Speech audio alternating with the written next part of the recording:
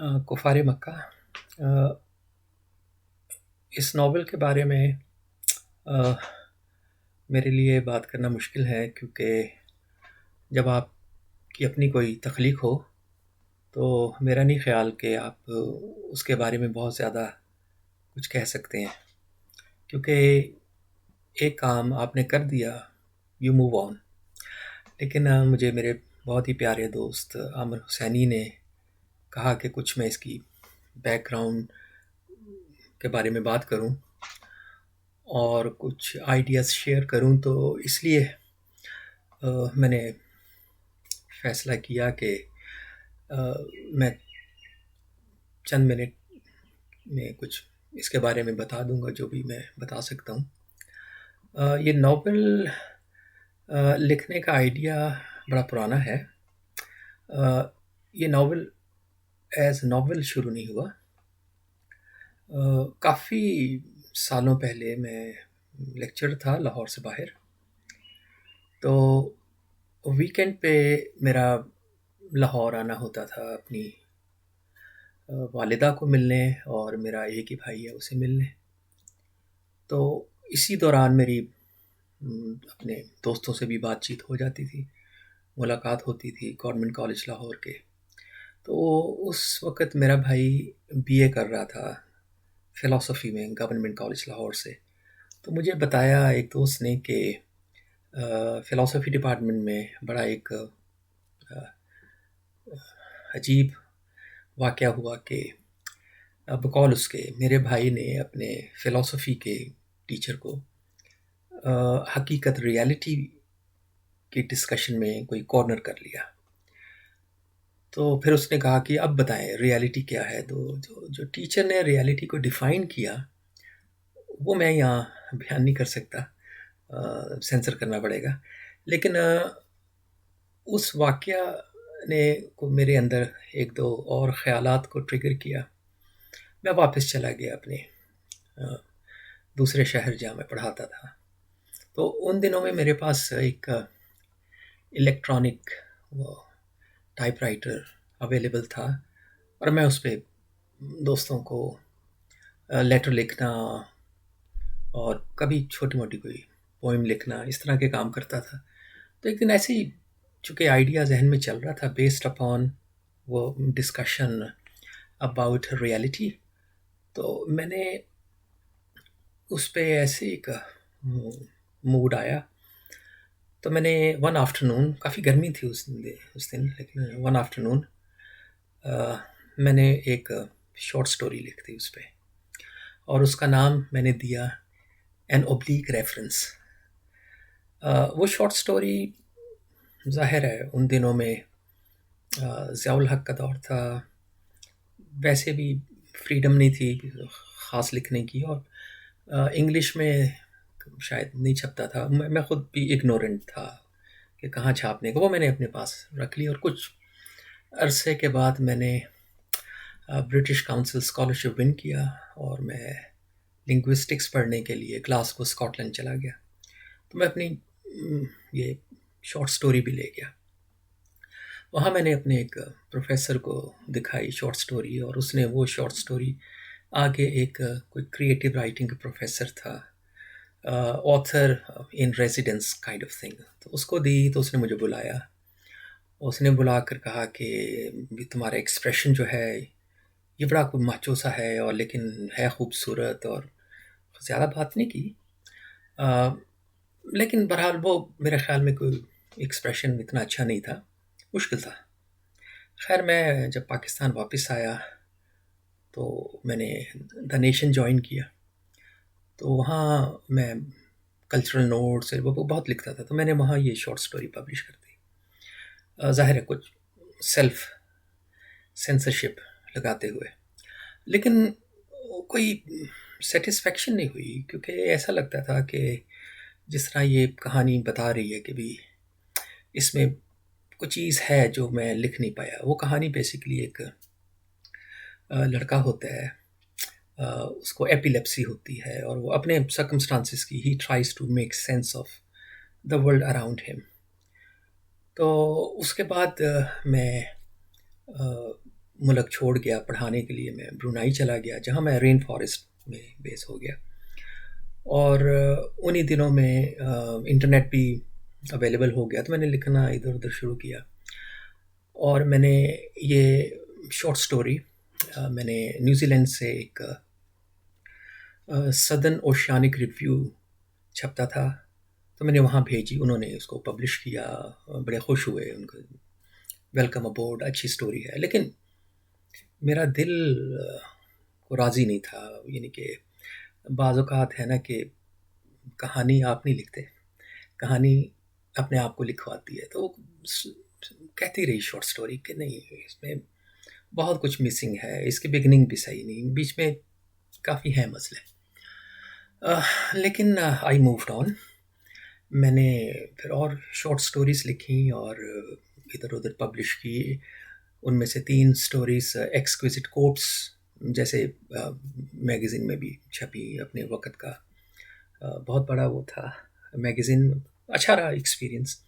और उसके बाद मेरे न्यूयॉर्क पोस्ट में और अच्छी जगह पे छपती रही कहानी है, और बेशुमार रिजेक्शंस भी हुई उसमें।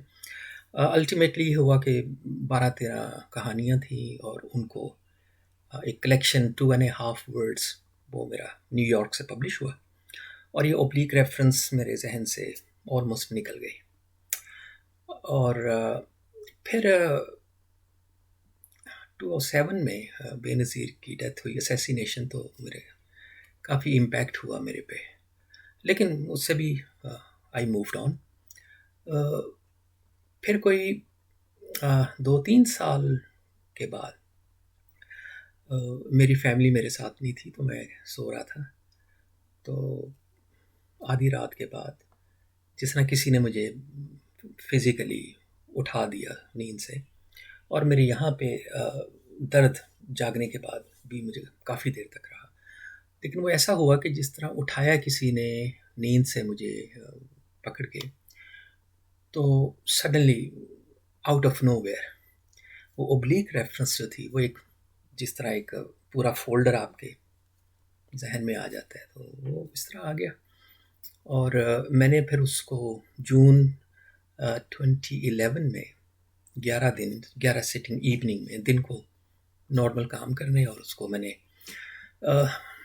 11 दिनों में नावल मुकम्मल किया। और उसके बाद मैंने उसे 2-3 पब्लिशर्स को भेजा, तो उन 3 पब्लिशर्स थे शायद, उन्हें सब ने उसको रिजेक्ट कर दिया। और मैंने उसके बाद उस नावल को फोल्डर को डिलीट कर दिया, और दैट्स इट, कहानी ख़त्म। इत्तफ़ाक है कि द फॉलोइंग ईयर उन्हीं दिनों में 11 सिटिंग में मैंने दोबारा वो नावल लिख लिया। ऐसे ही कोई जहन में पता नहीं कोई कैफियत थी, मैंने लिख लिया, वो दोबारा लिखा गया। तो उसमें नावल कंप्लीट था, लेकिन उसमें छोटे से 2 गैप थे। तो खैर उसका पहले टाइटल ये था कि a day in the life of Abdullah, ये उसका टाइटल था। तो वो मैंने लिख लिया। उसमें 2 पैराग्राफ ऐसे थे कि जो मैं लिख नहीं पा रहा था। जब भी मैंने लिखने की कोशिश की तो मेरा कोई बड़ा एक जज्बाती कैफियत मुझे हो जाती, मेरे हाथ पाँव कांपने और आंखों से आंसू, आई कुडंट डू इट।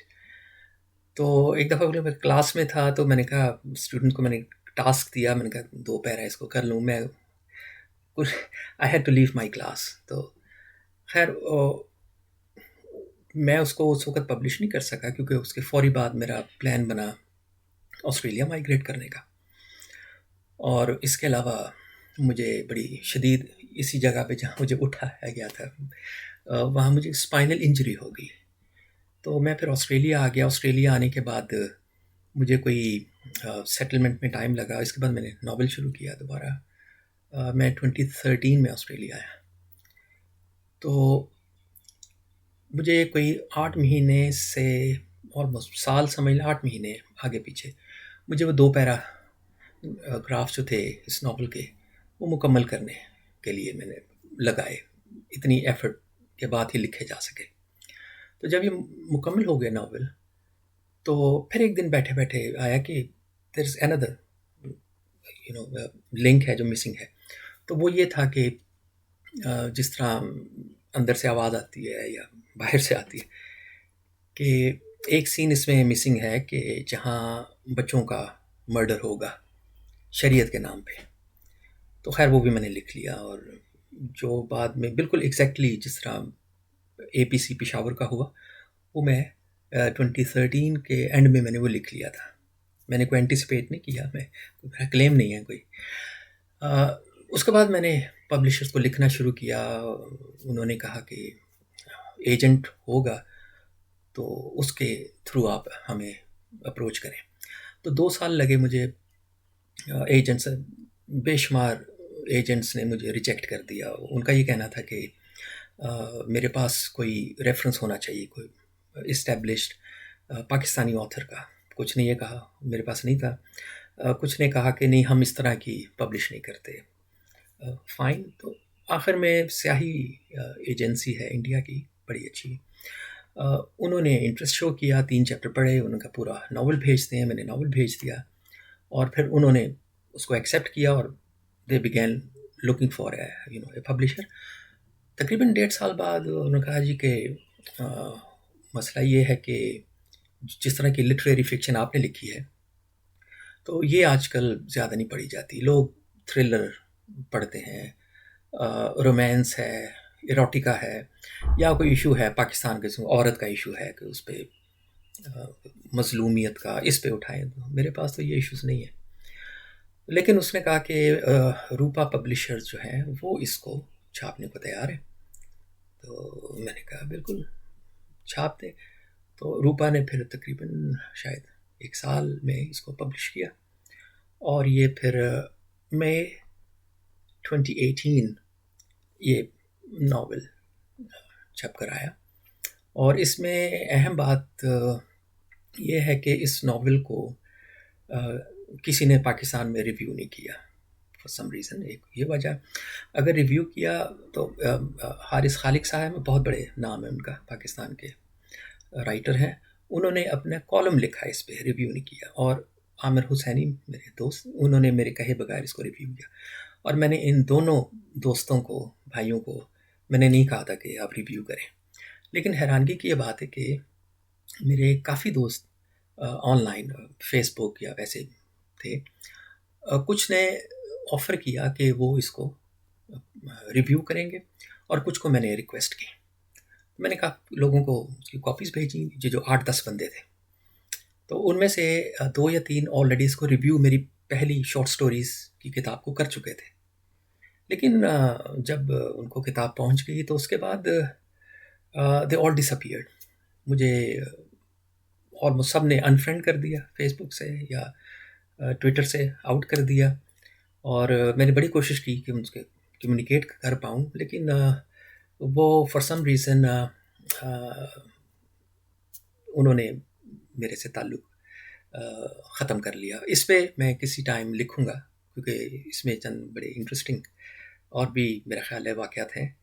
तो एनीवे अब आमिर हुसैनी ने इसको ट्रांसलेट किया है, और आई होप कि लोग जो पढ़ना चाहेगा, जो इसमें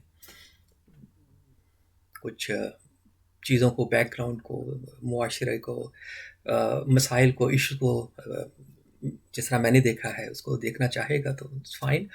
जहाँ तक मेरा ताल्लुक़ है, मैं अब आई हैव मूव्ड ऑन, और मैं अब अपना दूसरे 1-2 मैन्युस्क्रिप्ट्स पे काम कर रहा हूँ। तो thank you very much.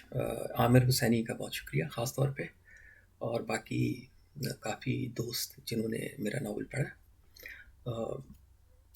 Thank you very much.